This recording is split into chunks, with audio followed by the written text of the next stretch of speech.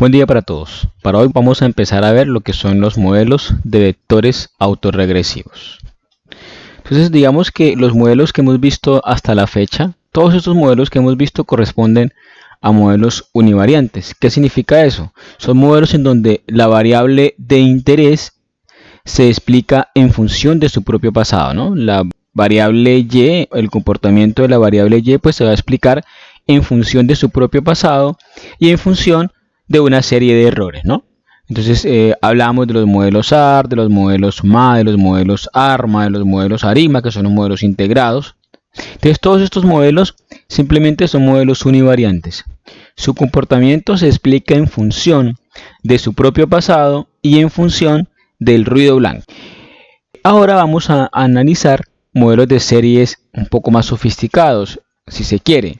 Son modelos de series conocidos como modelos ARMA multivariantes, en donde la palabra clave es multivariantes, porque aquí lo que vamos a hacer es a determinar cómo el comportamiento de nuestra variable de interés ya no solamente está en función de su propio pasado, lo cual es importante y siempre será importante, sino que además este comportamiento de esta variable va a estar en función o va a depender de muchas más variables, ¿de acuerdo? De muchas más variables.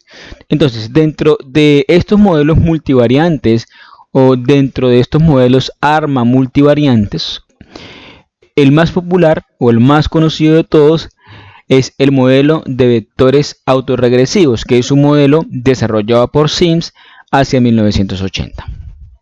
Estimar un modelo de series de tiempo con variables exógenas por mínimos cuadrados ordinarios normal por un modelo normal de regresión, como lo veníamos haciendo hasta ahora, puede generar un problema de inconsistencia, pues puede existir el caso en el que el comportamiento de una variable independiente esté siendo explicada por otra variable independiente.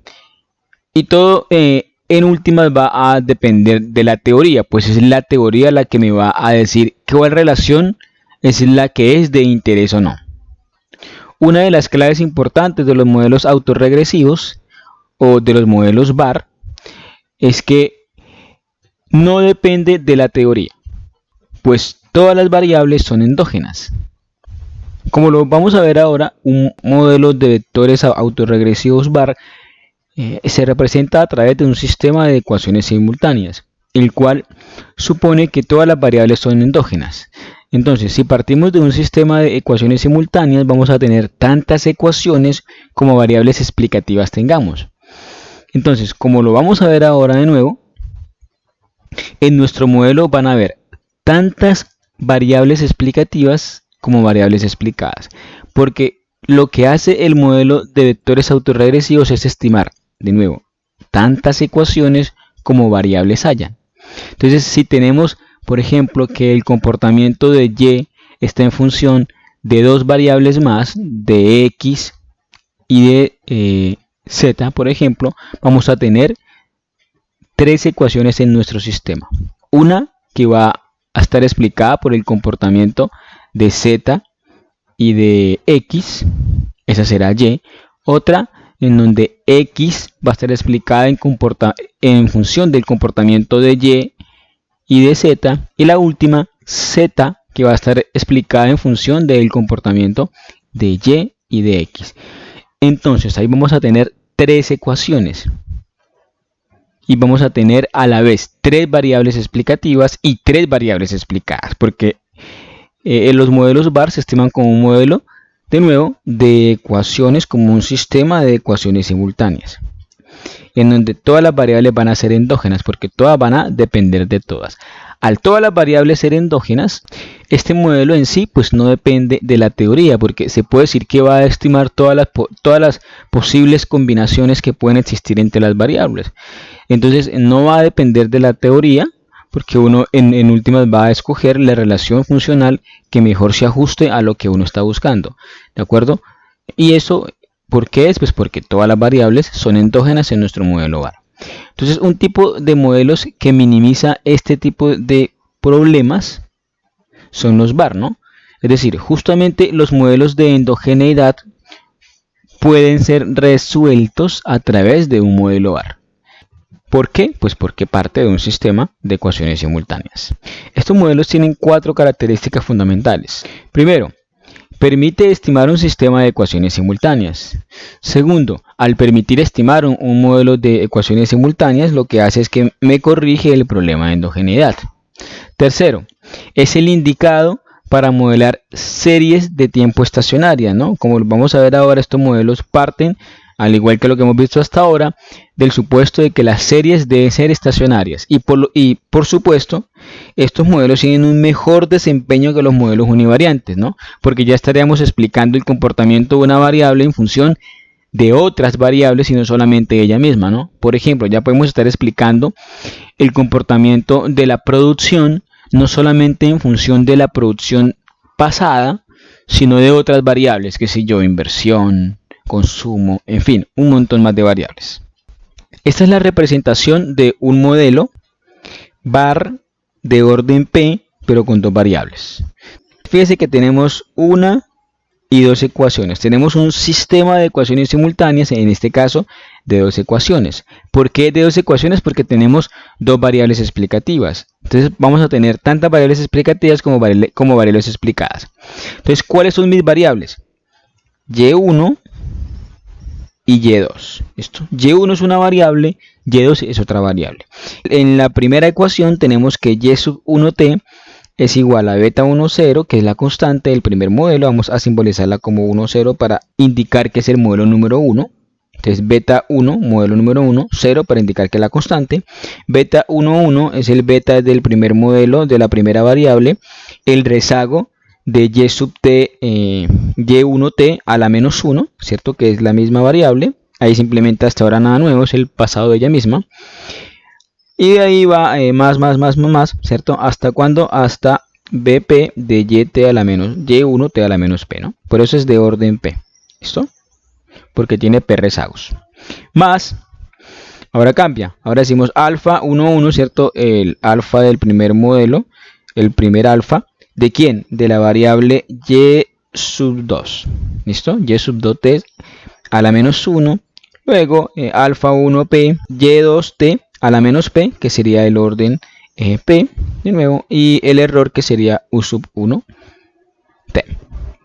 Entonces debemos tener 2 ecuaciones. Ahora, con respecto a la ecuación 2 de nuestro sistema de ecuaciones simultáneas, y2t, ¿en función de qué? En función de ella misma, del pasado de ella misma, desde t1 hasta p, y del pasado de la otra variable, ¿no? De y sub 1t, desde 1 hasta p. Entonces, de nuevo, 2 ecuaciones porque tenemos un modelo de ecuaciones simultáneas. 2 ecuaciones, ¿por qué? Porque tenemos 2 variables diferentes, y1 y y2, ¿no? Podría ser, por ejemplo, y x, o podría ser, por ejemplo, inflación, desempleo, ¿no? En este caso aquí estaría la inflación, aquí estaría el desempleo, y aquí estaríamos hablando de que la inflación depende de la inflación a la menos 1 hasta la inflación a la menos p, y luego va a depender de el desempleo a la menos 1 o el desempleo del periodo pasado hasta el desempleo a la menos p e igual acá, ¿no? El desempleo en función de qué? Del pasado del desempleo y del pasado de la inflación. Entonces, juntas variables van a estar en función de ella misma y del pasado de ella misma. Tenemos 2 variables de orden p. ¿Qué pasaría si tuviéramos una tercera variable, por ejemplo? Entonces, si dijéramos que y1t no solamente está en función de y1t ni de y2t, sino que también está en función de, qué sé yo, de otra variable llamada y3t. Entonces tendría que agregar en nuestra primera ecuación y3t, ¿cierto? A la menos 1 hasta y3t a la menos p, y agregarle esta porción con su respectivo parámetro, ¿cierto? Que no lo puse ahí, tanto en la ecuación 1 como en la ecuación 2, pero adicional tendrá que estimar un tercer modelo. que sería y3t, va a ser igual a ¿qué? A beta 30 más beta 31 y3t a la menos 1, y así seguiría, ¿cierto? En función de todo lo demás de las mismas variables. Como ahí tengo tres ecuaciones, voy a tener un sistema de ecuaciones de tres ecuaciones, ¿cierto? Entonces tendré tres variables explicativas. El mismo número de variables explicadas. Una ventaja de estos modelos VAR, es que no se necesita diferenciar entre variables endógenas y exógenas porque todas son endógenas. Esto evade, como ya lo dijimos antes, el problema de endogeneidad. Entonces no hay problema de endogeneidad porque partimos del supuesto de que todas son endógenas. Otra ventaja es que los modelos VAR usualmente son mejores que los modelos tradicionales ARIMA y ARMA. ¿De acuerdo? Claro, ¿por qué? Porque los ARIMA y ARMA pues se estiman como modelos de regresión múltiple normal, como lo vimos. Esos modelos pueden tener problemas de exogeneidad, estos modelos no, son modelos especiales que explican el comportamiento de una variable no solamente en función del comportamiento de ella misma, y ahí radica la principal razón por la cual son mejores, sino en función de otras variables. ¿Listo? Pero este modelo tiene algunas limitaciones. Por ejemplo, al estimar el modelo, como ustedes ven, vamos a tener un modelo o un sistema de ecuaciones con tantas variables explicativas como variables explicadas. Es un modelo que es grande, es un modelo que va a incorporar muchos parámetros, muchos rezagos, y esto en cierta medida puede afectar el principio de parsimonia. Otro tema importante de los modelos VAR, como ya lo habíamos dicho, creo, es que todos los modelos o todos los componentes del VAR, ¿cierto? Todas las variables del VAR, Y1, Y2, Y3, todas deben ser estacionarias. ¿Listo? Deben ser estacionarias. Vamos a representar matemáticamente un modelo VAR 1 con dos variables. ¿Listo? Entonces un modelo VAR 1 con dos variables sería de esta forma. De nuevo tenemos nuestra variable y sub 1, que es la variable 1, y y sub 2, que es la variable 2. En nuestra primera ecuación, que vamos a tener? Que la variable y sub 1t va a estar en función, de la constante, va a estar en función del pasado de ella misma, pero solamente de un rezago, del pasado 1. ¿Por qué? Porque su modelo VAR 1 de orden 1, ¿no? Si fuera 2, pues tendría dos rezagos de y, ¿no? Y1t a la menos 1 y y1t a la menos 2, pero aquí solamente es 1. Pero además está en función del rezago de una variable, o del rezago de y sub 2, ¿no? Y sub 2, que es la otra variable explicativa. Y sub 2 t a la menos 1.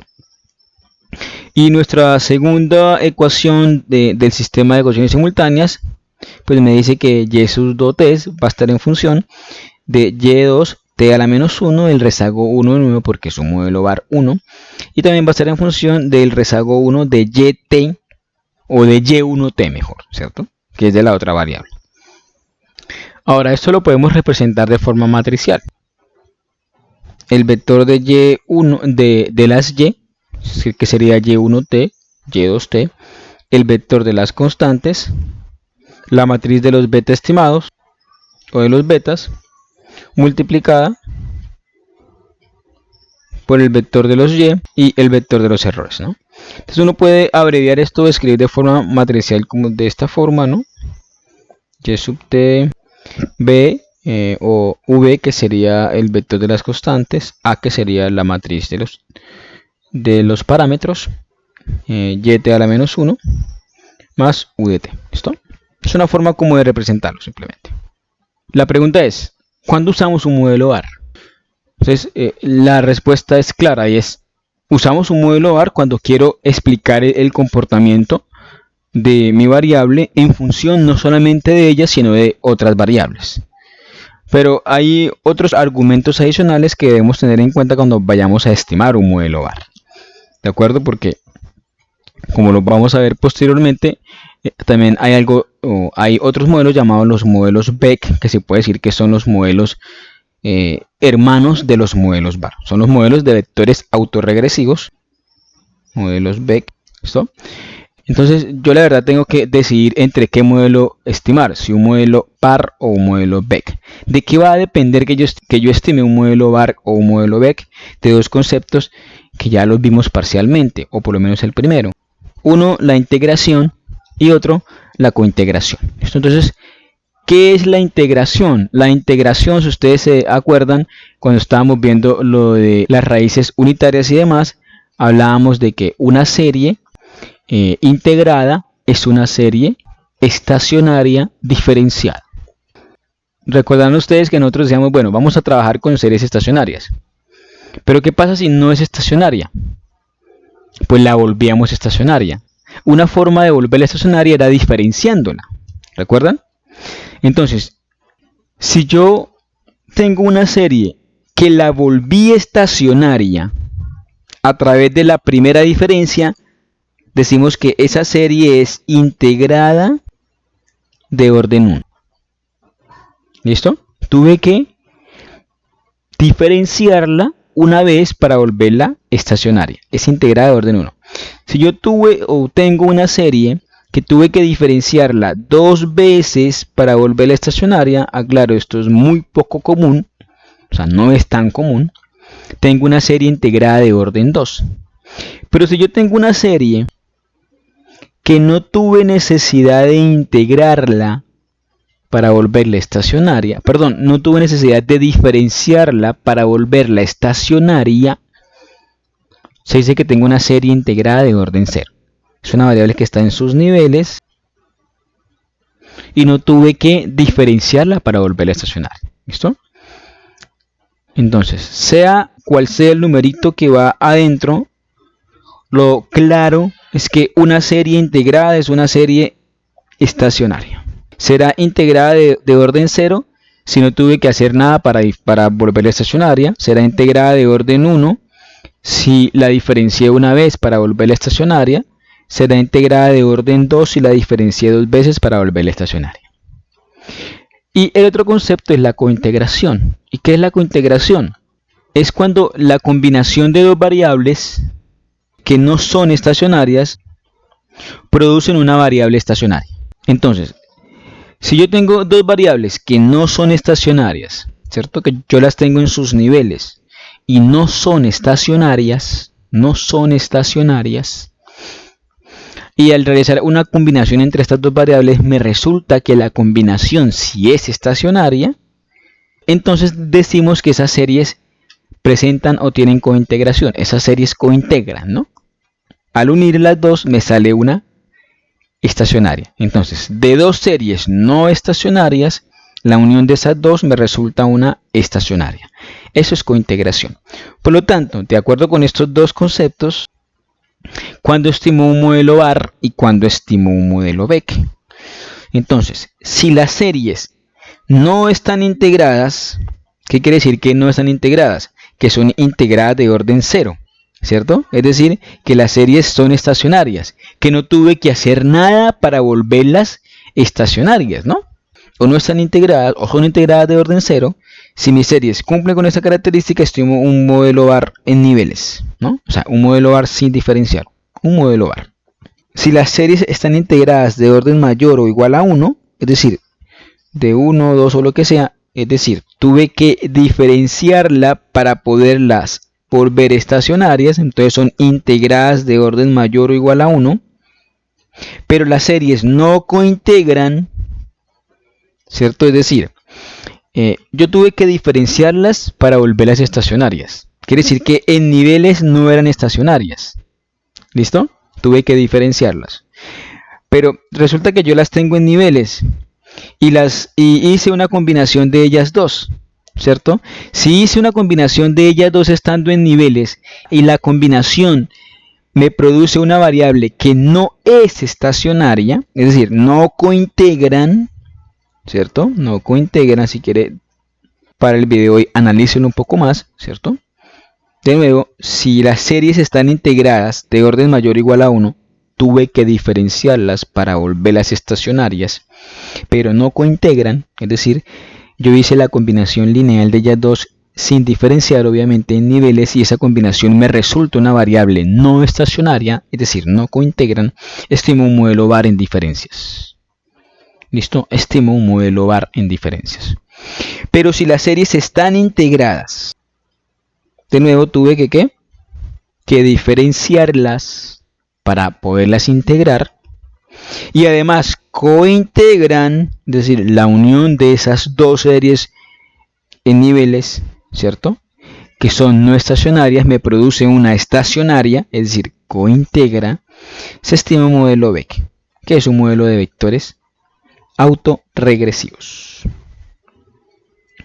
Entonces, puntos a tener en cuenta, muy importante. Para la correcta especificación de un modelo BAR es necesario, y de hecho también para un modelo Beck, es necesario que se cumpla la condición de estabilidad. Una forma de determinar la estabilidad de un modelo es mirando el gráfico de raíces unitarias, como lo vamos a ver después. Entonces, si todas las raíces están dentro del círculo unitario, eso es un círculo unitario, ¿no?, a lo largo o en todo el plano cartesiano, las raíces están dentro del círculo unitario, se concluye que el modelo cumple con la condición de estabilidad, porque quiere decir que cada uno de estos punticos es un rezago. Es un rezago de la misma variable o es un rezago de otra variable. Quiere decir que cada uno de esos rezagos son estacionarios. Si están dentro de este círculo unitario, son estacionarios y cumplen con la condición de estabilidad. ¿Qué quiere decir eso? Que la estabilidad tiene que ver con la estacionariedad. Entonces, si las series son estacionarias, mi modelo será estable. Si un proceso var P es estable, entonces es estacionario. Como ya les dije, la estabilidad implica estacionariedad. Dado que la estabilidad implica estacionariedad, la condición de estabilidad en la literatura en general se refiere a la condición de estacionariedad. Entonces, una vez yo tengo confirmado que mi modelo es estable, debo seguir una serie de pasos para estimar mi modelo VAR. Y una de las primeras cosas que tengo que hacer es definir el orden del modelo, ¿no? Es decir, cuántos rezagos debo incluir de todas las variables que intervienen en mi modelo. Entonces, existen dos maneras de determinar el orden de los modelos VAR. Primero es conociendo a priori, es decir, por experiencia, sobre la teoría económica o restricciones de carácter institucional, ¿cierto?, que generalmente se estiman de esta forma por X o Y motivo. Y segundo, que es el más usado, es utilizando los criterios de información o los estadísticos, tales como el Akaike, el Schwartz y el Hanakui. Estos criterios de información pueden darnos diferentes mensajes sobre el orden del P, ¿no?, o el orden del VAR. Sin embargo, no existe una evidencia clara sobre cuál escoger. O sea, uno puede escoger cualquiera de ellos. De hecho, hay dos más que lo van a ver ahorita. El RR es uno de ellos. Y uno tiene que tratar de llegar a un consenso entre ellos. No está todo dicho sobre cuál escoger. Y es más, aún si el orden del VAR se establece por medio de estos criterios, a veces pueden estar mal especificados. O sea, ustedes pueden estimar un modelo, pueden estimar algunas pruebas como lo vamos a ver ahora, y no pueden dar bien, aún definiendo los criterios por este modelo. Entonces uno ahí dice, bueno, ¿y qué uso? Ah, bueno, entonces como lo hemos hecho hasta ahora en las series y como es gran parte de la serie, ¿cierto? Ensaye, pruebe a ver qué le da. Entonces, una vez definimos el orden de nuestro modelo, pues se debe verificar que los residuos tengan un comportamiento ruido blanco, ¿no? Ya sabemos que los ruidos blancos son ¿qué? Los que se distribuyen con media, ¿qué? Con media cero y varianza constante. Una forma de verificar que los residuos sean ruido blanco es a través de la prueba de Deformation, que define como hipótesis nula que los residuos son ruido blanco y como hipótesis alternativa que los residuos no son ruido blanco. Entonces, nuestra idea es no rechazar la hipótesis nula, ¿cierto? Porque es lo que estamos buscando, que los residuos sean ruido blanco. Entonces, digamos que formalmente la prueba de Deformation se estima de esta forma, ¿cierto? Pero no lo voy a complicar con eso, simplemente véanlo ahí de forma ilustrativa. Y una vez yo puedo comprobar que mis residuos son ruido blanco, puedo hacer algo muy interesante, que es algo llamado la función de impulso-respuesta. La función de impulso-respuesta lo que me permite es conocer cuál será la respuesta o cuál será el comportamiento de una variable de nuestro sistema de ecuaciones simultáneas frente al impulso, al cambio, al shock de otra variable del sistema, ¿no? Es decir, cómo responde, cuál es la respuesta de Y1 ante cambios no solamente en Y1, sino cambios en Y2 a través del tiempo. ¿Listo? Entonces, para eso utilizamos las funciones de impulso-respuesta. Para entender un efecto de un choque exógeno o de un shock de innovación sobre una, algunas o todas las variables explicativas y explicadas del sistema.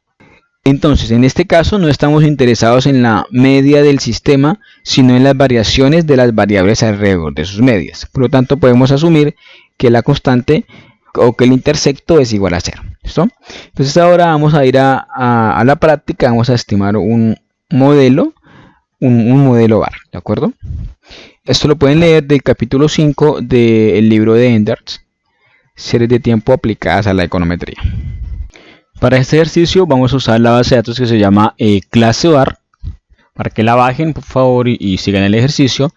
En este caso tenemos información con periodicidad trimestral desde 1959 hasta el 2018.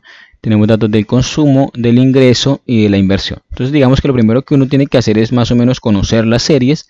Vamos a abrirlas todas como un grupo. Vamos a graficarlas. Muy seguramente estas series, como están en niveles, van a tener problemas de tendencia. Ya sabemos que la tendencia me puede generar problemas de no estacionariedad. Recordemos que estas series trabajan con ¿qué? O más bien, que los modelos bar se trabajan con series estacionarias. De hecho, esta es la gráfica, como lo pueden ver, todas las variables, ¿cierto? Consumo, ingreso e inversión, presentan evidentemente una clara tendencia, ¿no? Estos son síntomas de que la serie es no estacionaria. Cerramos este grupo, podemos hacer la prueba de raíz unitaria. Hagámosla con tendencia de intercepto si se quiere. La tendencia no es significativa, aparentemente el intercepto tampoco. Hagámosla con intercepto solamente, el intercepto tampoco es significativo. Sin nada, ¿cierto? Y evidentemente me da 1, ¿no? La serie, por lo menos la serie consumo, ¿cierto? Tiene raíz unitaria. No puedo rechazar la hipótesis nula y tiene raíz unitaria. Y la idea es que no tengan raíz unitaria, ¿no? Para que sean no estacionarias. Vamos con el ingreso. También, igual, 1 tiene raíz unitaria, no estacionaria. Y la inversión también tiene raíz unitaria. Entonces, una vez hemos determinado que las series tienen raíz unitaria, podemos transformarlas. Pero entonces no vamos a diferenciarlas, ¿de acuerdo? No vamos a diferenciarlas porque están en niveles. Vamos a calcular más bien la tasa de crecimiento, que no es diferenciarlas, ¿listo? A ver si con la tasa de crecimiento podemos volverla estacionaria. Entonces ya no tendremos el consumo, sino la tasa de crecimiento del consumo, la tasa de crecimiento del ingreso y la tasa de crecimiento de la inversión. La forma de generar una variable en tasas de crecimiento es definiendo la variable. Por ejemplo, podemos ponerle P consumo igual a arroba PC entre paréntesis consumo. Vamos a copiarlo y le damos OK. Y él me va a generar el consumo. Voy a hacerlo por acá por la línea de comandos. Voy a hacer lo mismo con las demás. P ingreso arroba PC ingreso.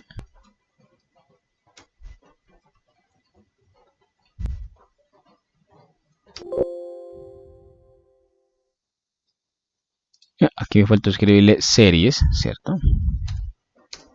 OK. Y luego series P inversión arroba PC inversión.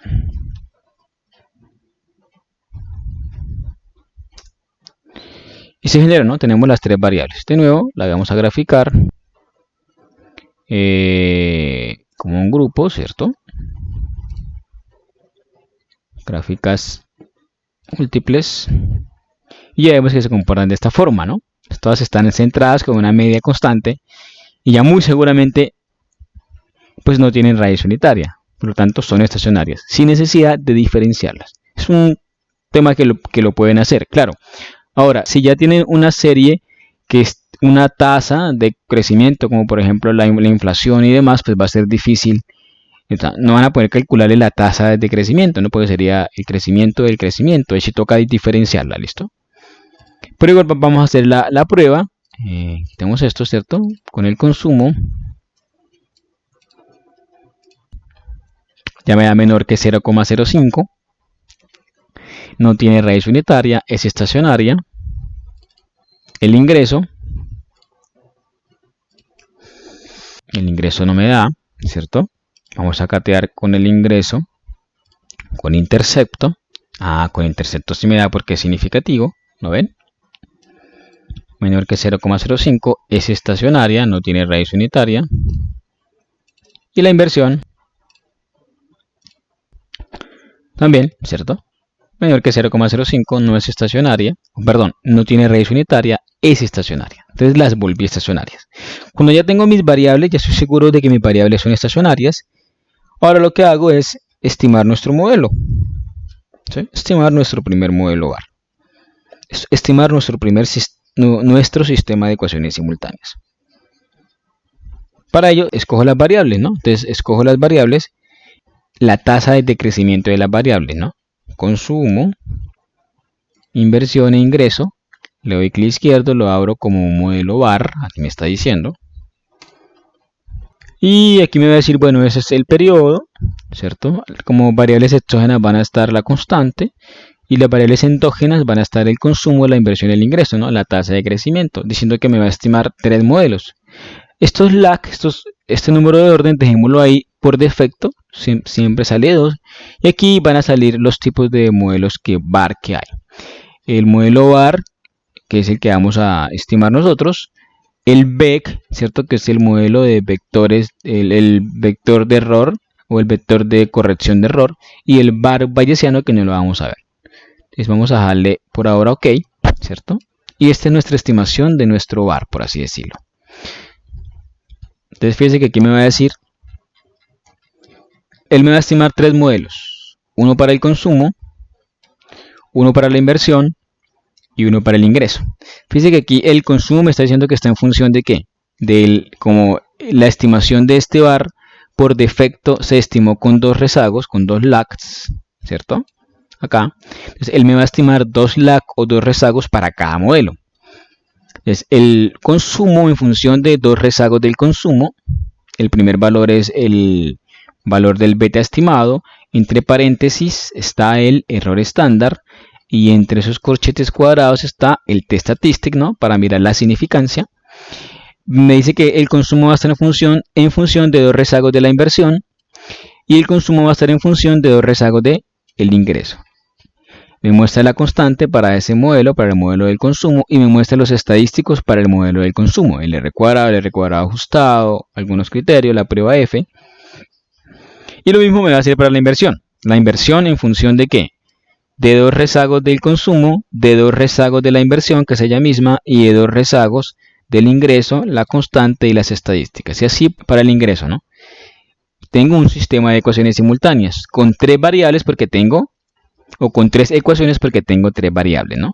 Voy a tener tantas variables explicativas como explicada. Tengo 3 variables explicativas, ¿cierto? Y 3 variables explicadas. Y esto último son las estadísticas generales para nuestro modelo VAR, ¿no? Pero entonces lo primero que hacíamos, como les dije, es mirar el tema de los criterios, ¿no? Es mirar el orden de nuestro modelo. Entonces yo puedo hacerlo con base en una teoría económica, o puedo hacerlo con base en cierta información que yo tenga, o puedo hacerlo con base en unos criterios que yo pueda definir. ¿Listo? Para hallar el tema de los criterios, una vez tenga estimado el modelo VAR, voy a ir a View, voy a ir a Lag Structure y voy a ir aquí a esta opción que dice Lag Length Criteria. ¿Listo? Voy a dejar el que sale por defecto, que es 8, y le voy a dar OK. Entonces aquí me muestra 8 rezagos. y me muestra 1, 2, 3, 4, 5, 6 criterios, ¿no? Hablamos de 3 hace un rato, el Akai, el Shuar y el Hana Queen, que son estos 3, que son los más usados, ¿cierto? Pero entonces uno siempre que escoja esta opción para determinar el orden del modelo, siempre tiene que partir o empezar con el principio de la parsimonia, ¿no? El principio de la parsimonia es que el modelo tenga el menor número de variables que se pueda, ¿cierto? Por lo tanto, la forma de elegir el modelo es muy fácil. Usted va a elegir en donde tenga la estrellita, ¿listo? O en donde más hayan estrellitas. Entonces, en este caso, el primer modelo que tiene estrellitas es el modelo de orden 1 o de rezago 1, ¿listo? Que es el modelo que me va a mostrar una estrellita tanto en el criterio de Shuar como en el criterio de Hana Queen. Si con esto no funciona bien, ¿cuál es el siguiente modelo que tiene estrellitas? O el siguiente orden. Aparentemente el orden 4, ¿cierto? Que me lo muestra el criterio de Akai y el criterio de la predicción final del modelo. Pues para eso voy a Estimate. Entonces ahora decirle, no, quiero estimar un bar de orden 1, entonces voy a estimar un bar 1, 1, ¿cierto? Si fuera un bar 1, 4, pues sería un bar 1, 4, 1, 1, y le doy OK. Y aparentemente este es nuestro modelo bar estimado. De nuevo, como ya es un rezago, ¿cierto? Tenemos 3 modelos, el del consumo, el de la inversión, el del ingreso. El consumo en función de cada uno de los rezagos de las demás variables, consumo, inversión e ingreso, la constante y las estadísticas de cada modelo, ¿no? El R cuadrado ajustado, la suma de residuales, la prueba F, los criterios de información y las estadísticas generales del modelo. Entonces, lo primero que hago es verificar si mi modelo es ruido blanco, ¿no? Para eso, o es verificar la estabilidad del modelo también, como quieran.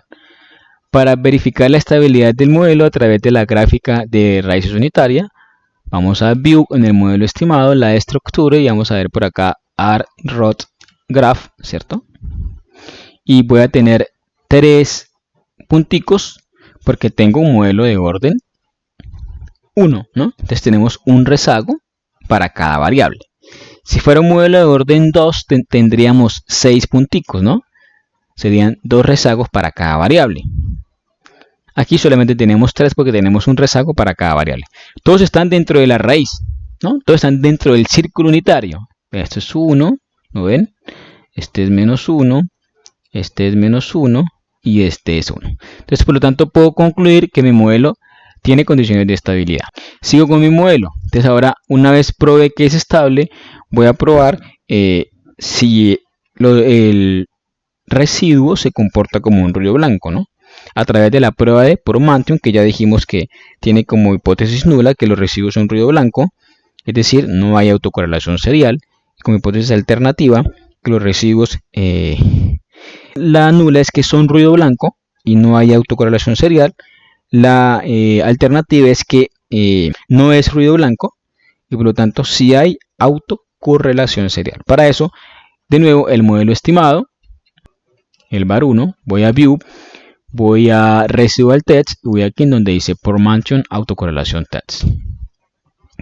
Puedo aumentarle el número de LATs porque nomás aparecen 4, puedo ponerle, qué sé yo, 6 y le doy OK.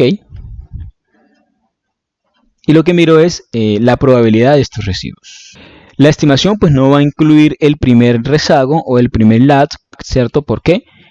Pues porque yo calculé una tasa de crecimiento, ¿no? Entonces el primer dato pues no va a estar para la tasa de mi crecimiento, ¿no? Aquí pues me está diciendo, ¿no?, que la hipótesis nula es que no hay autocorrelación de los residuos, es decir, hay ruido blanco, es lo que buscamos, que haya ruido blanco. De nuevo, lo que yo busco es no rechazar la hipótesis nula, ¿verdad? Y es que no haya ruido blanco, ¿no? O más bien, que haya ruido blanco, perdón, que los residuos no estén autocorrelacionados. No se rechaza la hipótesis nula cuando la probabilidad me da mayor que 0,05. En este caso me da 0,057, me da sobre el límite y puedo concluir que no rechazo la hipótesis nula, es decir, hay ruido blanco.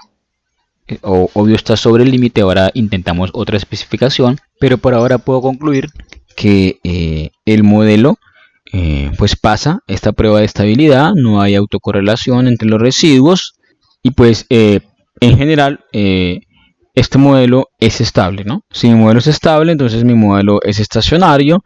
Ya sabemos que la estabilidad siempre va a implicar estacionariedad. Ahora podemos estimar algo llamado la función impulso-respuesta, ¿cierto? Que ya dijimos que la función impulso-respuesta lo que me permite es establecer cuál es la respuesta de una variable o de un conjunto de mis variables del sistema frente al impulso, al cambio o al shock de otra variable de nuestro sistema. Entonces básicamente esto sirve para determinar cómo un choque externo o un choque exógeno puede afectar a todo el sistema o a todas las variables alrededor de las medias. Para calcular la función de impulso-respuesta tenemos nuestro modelo estimado, sabemos que es un bar de orden 1, vamos a donde dice impulse y aquí nos dicen, quiero saber cuál va a ser la respuesta del consumo, de la inversión y el ingreso ante cambios en el consumo, de la inversión y el ingreso. Entonces para que salga algo más presentable voy a mostrarlo rápidamente, me va a mostrar 9 gráficas porque me muestra cómo el cambio en cada una de ellas, el cambio en el consumo afecta el consumo, el cambio en el consumo a la inversión, en el consumo al ingreso, ahora la inversión con el consumo, la inversión con la inversión, la inversión con el ingreso con el consumo, el ingreso con la inversión, el ingreso con el ingreso. Entonces me muestra todos los cambios de cada una de ellas. Entonces para que no salga eso tan grande, yo puedo hacerlo individual y puedo decir, no sé, vamos a dejar por ejemplo el ingreso solamente para poder hallar cómo ante cambios en el ingreso, cómo responde el consumo, la inversión y también el ingreso. Y le damos OK.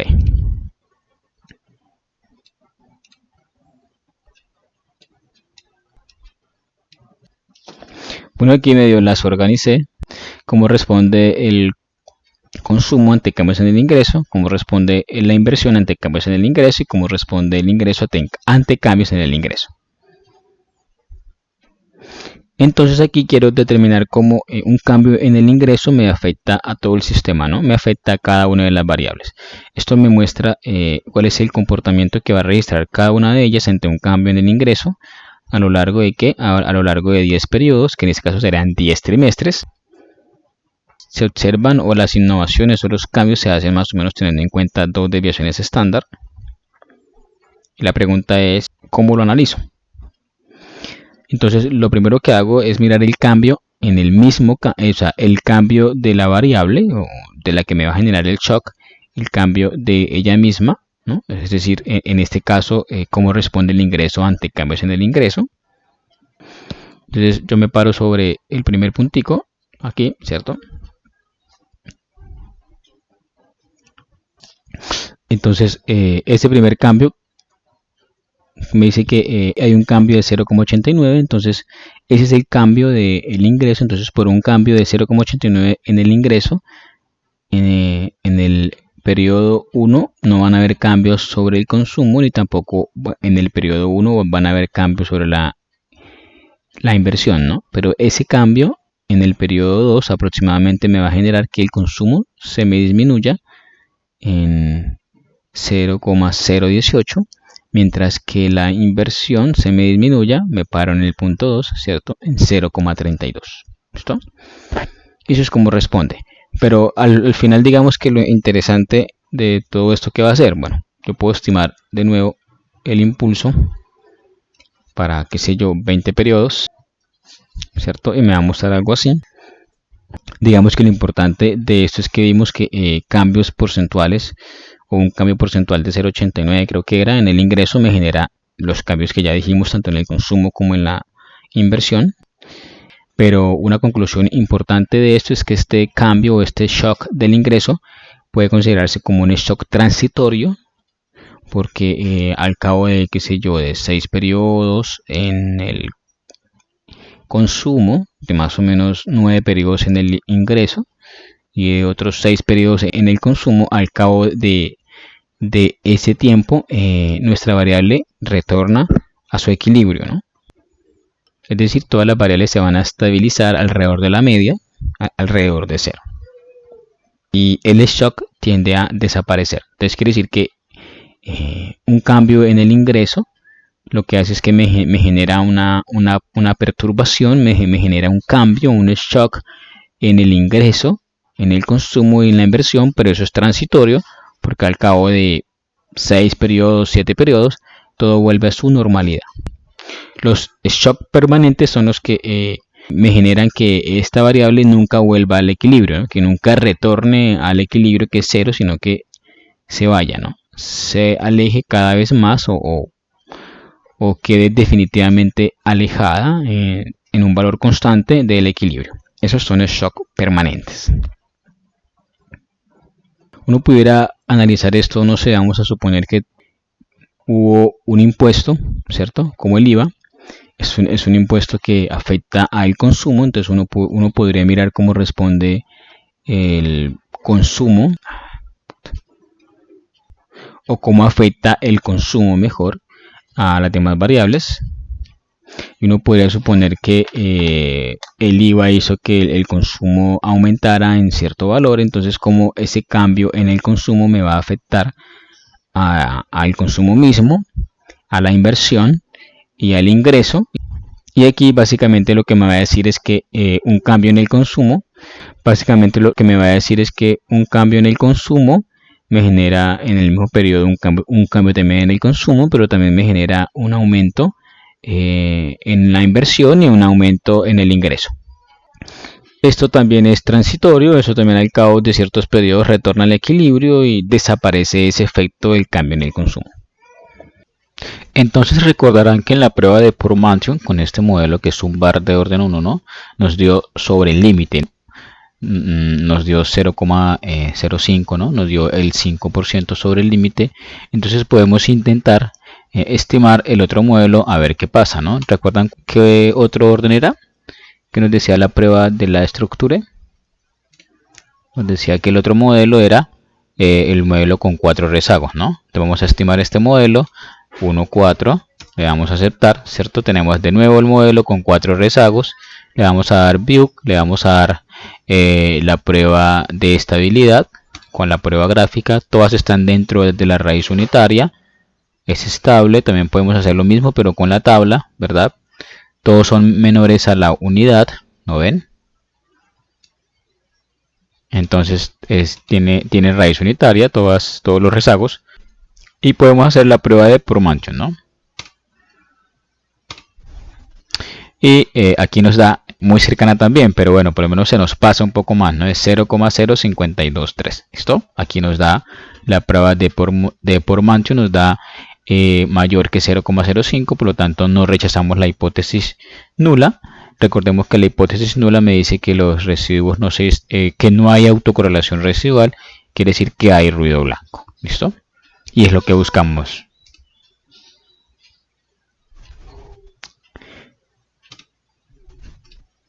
La prueba de autocorrelación serial, de nuevo la estimo, ¿cierto? Es igual a la de Purmantion.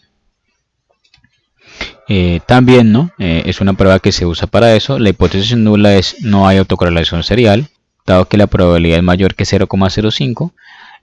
Decimos o no rechazamos la hipótesis nula, por lo tanto no hay autocorrelación serial o hay ruido blanco. Son dos pruebas que se pueden usar cuando no ajusta muy bien la una, miremos la otra. En este caso nos ajusta muchísimo mejor esta, entonces tomaríamos esta, ¿no? Entonces tenemos el modelo con 4 rezagos que ya lo estimamos. Ahora, ¿qué viene? Ahora viene lo que ya hicimos, ¿no? El impulso respuesta, ¿verdad? Aquí está el impulso respuesta con todas las variables. Puedo mirar el impulso de una sola variable, por ejemplo el consumo, ¿cierto? Como un cambio en el consumo me afecta el consumo, la inversión, el ingreso. Podemos poner acá, qué sé yo. Listo, todos son choques transitorios, ya esto vimos cómo se analizaba.